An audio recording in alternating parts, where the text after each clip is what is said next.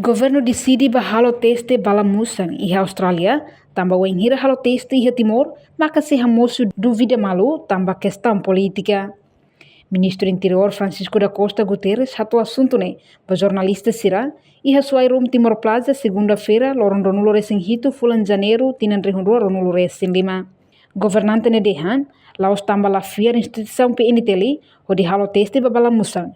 Nebe utiliza onde tiro ex-presidente Francisco Guterres lolo na residência, mas be antecipa de atola bele moço polêmica política e harailarang. Mas casos malu que dalam rumah ni ya politika kita dia kata kita buka pada terceiro prato mais for opinião é bem neutro do que kita normal.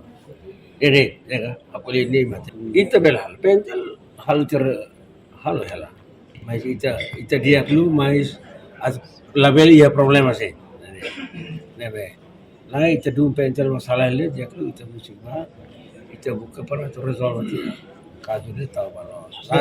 Porque khawatir kata ia buat malu questões discussões da raba política também dia tu terbuka emang parte neutro ini para hal tema resolve forte mai opinião makanya itu simo itu soalnya do que hamak badia dia itu buat político mas é ser como colega mas é loss itu simo dia.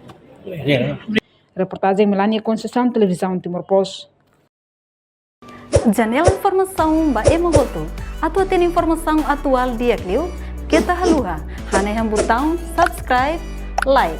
Halo comentário no fahe tutang ba media sosial hotu.